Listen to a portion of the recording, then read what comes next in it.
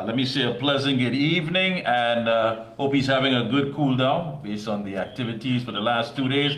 Let me say a good evening to UNC Public Relations Officer Dr. Kirk Meighoo. Good evening to you and your listeners. Yes, indeed. And our viewers as well. Yes, and your viewers too. Like I said, the Merry Monarch has exited the stage. The dust has settled.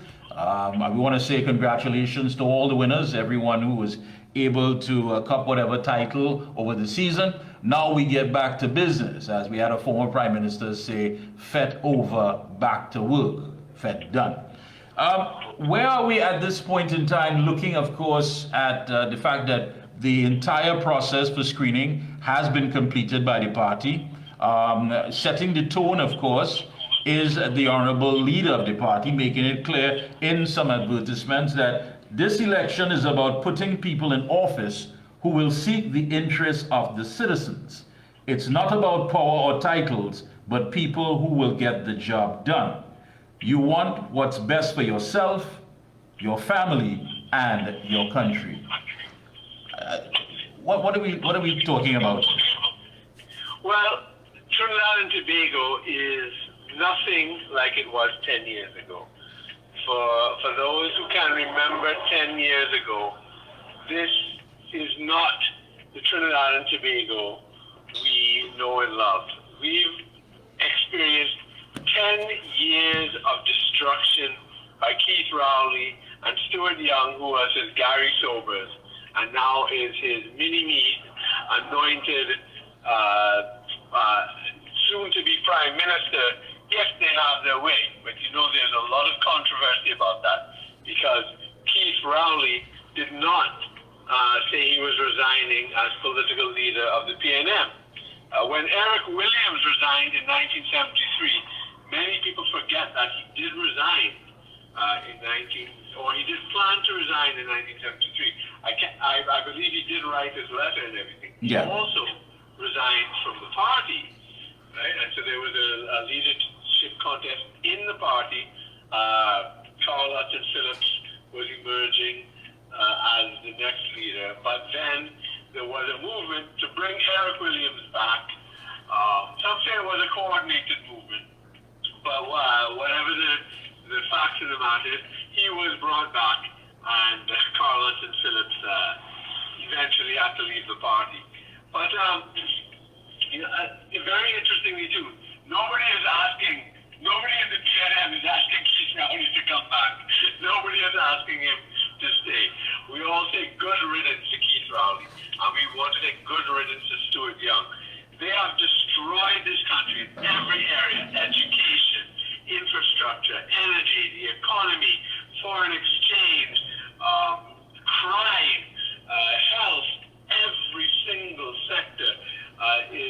We are just teetering on the edge of being a permanently failed state.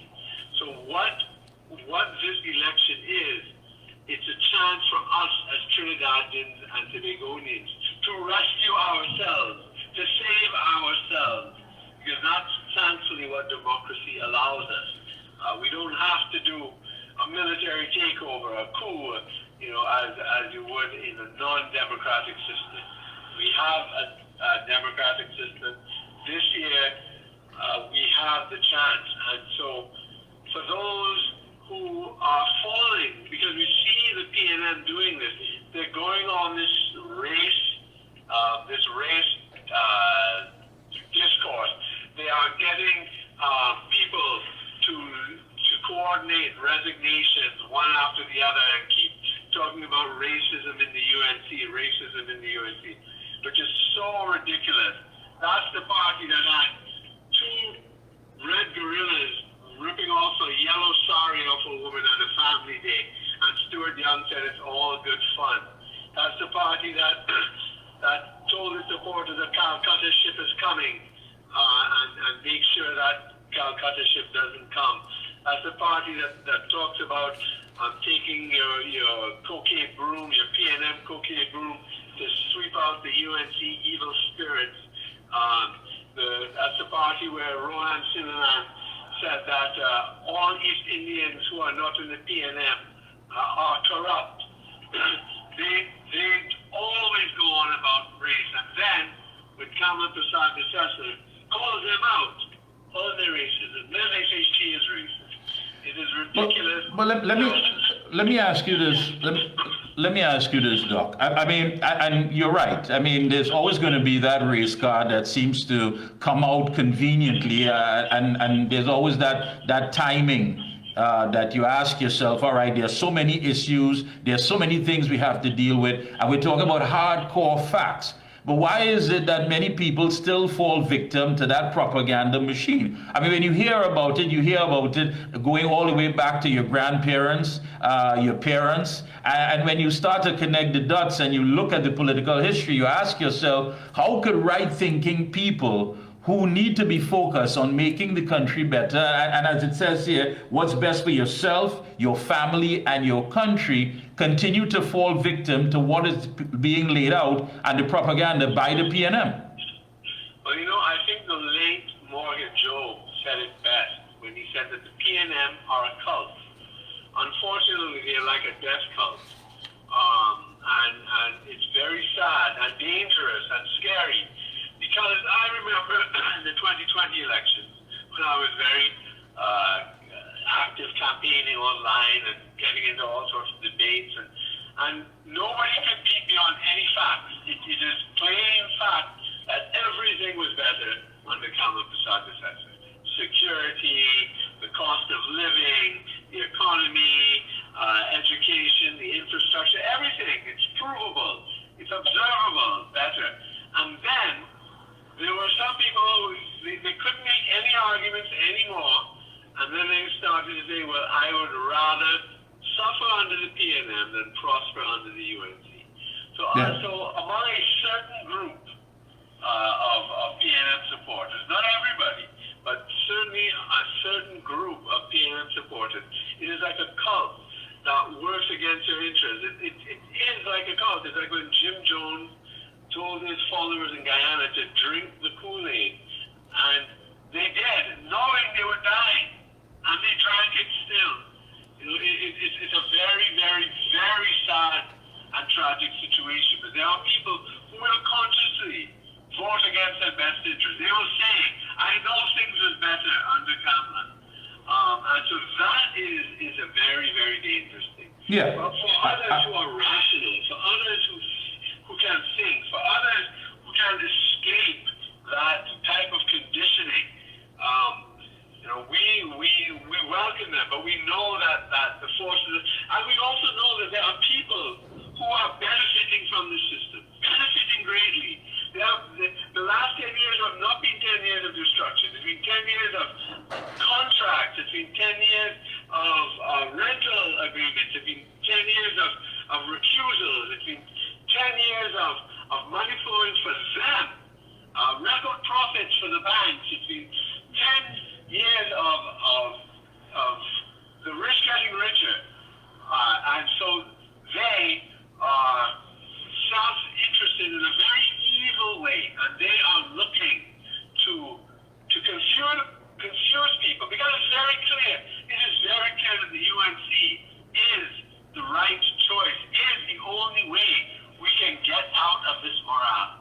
But there's a campaign of confusion by people who are benefiting from this system. And I agree. I think they have their agenda just like everyone else. No, I mean, when you look at our political history, we have never really been tied up in any sort of geopolitical issue that we've gotten a backlash from.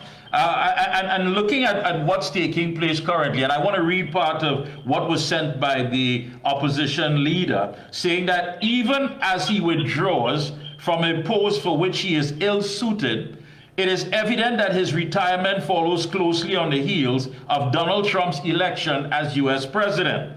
Rowley's retirement appears not to be about riding off into the sunset, but about fleeing the mess he has landed himself in with his dealings with the dictatorial, kleptocratic, drug trafficking Maduro regime. His hand-picked successor, Minister Young, who worked as the facilitator of these deals, will soon face the same punitive fate as Rowley. Now, as citizens looking on, we're like, listen, we don't need all of this.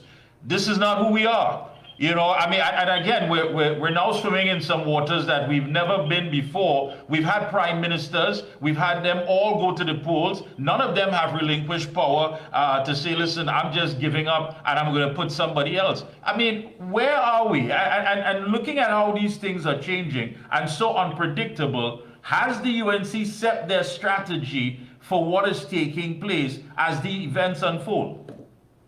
Well, yes, of course, we are always monitoring the situation and campaigning and adjusting our campaign accordingly.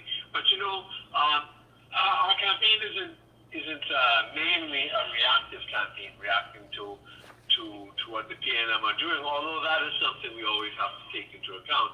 You know, we have our messaging that we need to rescue Trinidad and Tobago. We need to save Trinidad and Tobago. And as you said, you know, not only has it been 10 years of destruction, they are bringing us into waters that we have not ever been in. This crazy strategy of putting all our eggs into the basket of a rogue state in Venezuela is madness, absolute madness.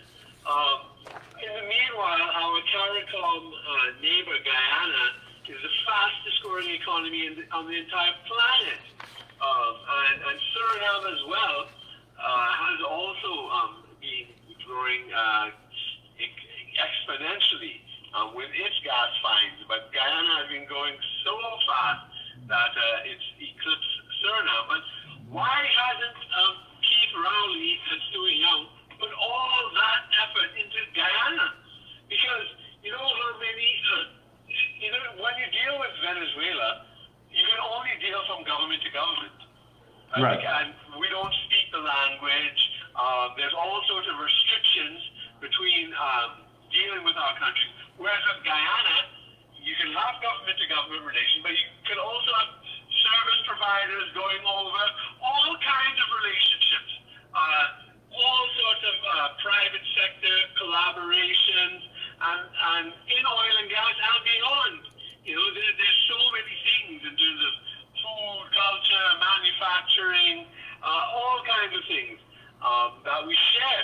It's a no-brainer to say that linking up with Guyana and Suriname would be a far better economic strategy than linking up with a rogue state who the biggest army in the world is constantly threatening and putting sanctions against.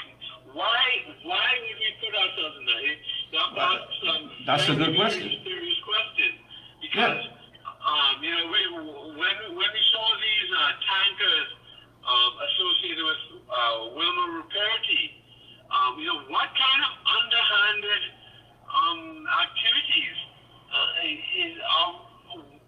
might we be involved in because of Keith Rowley and Stuart Young's recklessness? It's really, really terrible. No, it is. I mean, when you look at it, it really is terrible. It's a mess. It's a bad mess.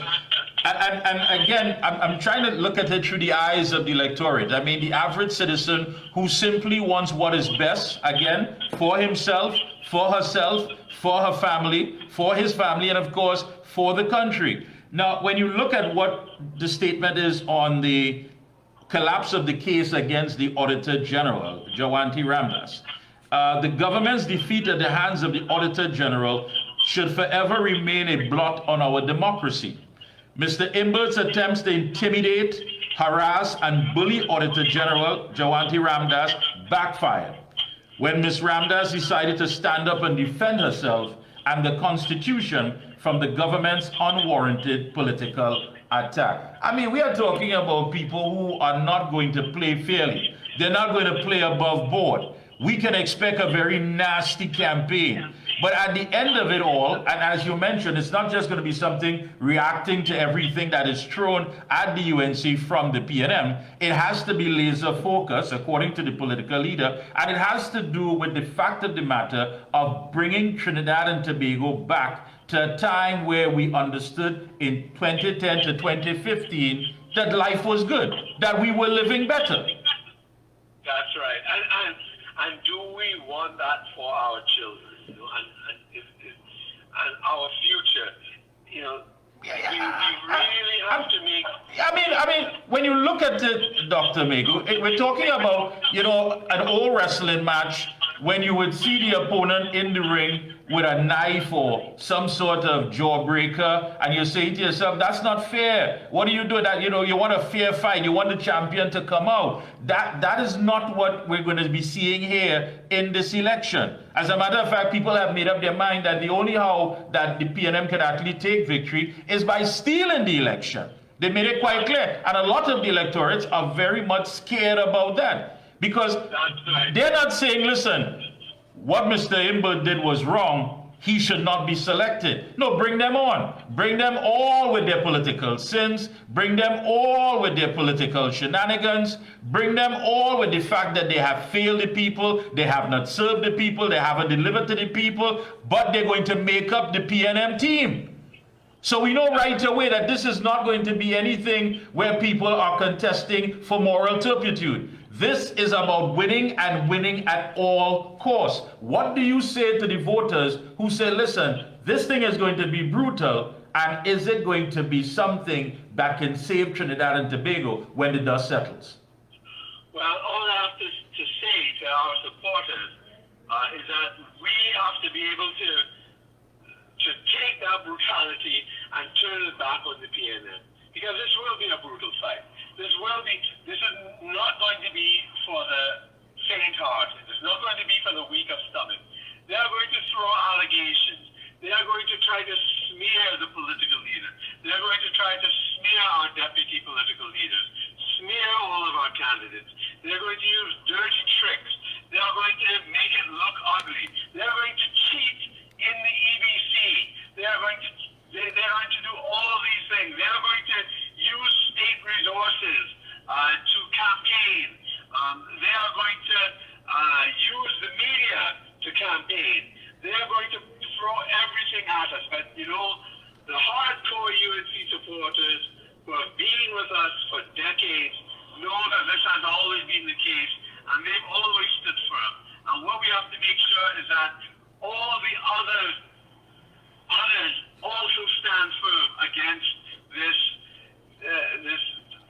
terrible behavior by the PNM, this dictatorial, this cheating, this nasty, underhanded campaign that the PNM always does.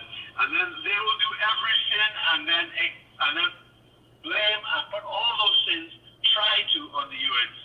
But we have to stand firm. We cannot be weak-kneed. Every time criticism gets thrown at us or some curveball, we can't cower, we can't sit down. We have to understand the game they're playing and throw it back at them and be determined to win.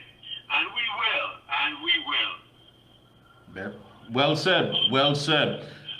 When you look at last week, I had Deputy Political Leader Dr. Rudal Monilal on. He said that his message, of course, to people who were talking about, you know, why are the candidates not out yet? He said this is something that should not be rushed.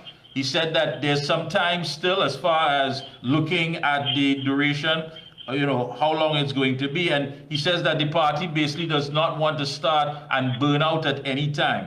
What say you on this? Do you agree? Oh, of course I agree with that. And there's also another thing which the political leader said, which was that we're choosing a team.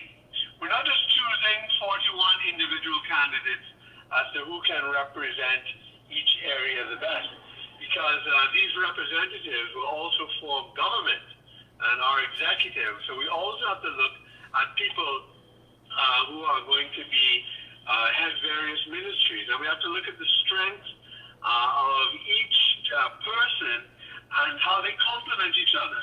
So we have to make sure we have a well-rounded team that will govern this country. So it's not only about representing the constituencies, it's also about governing the country and creating a good, powerful team.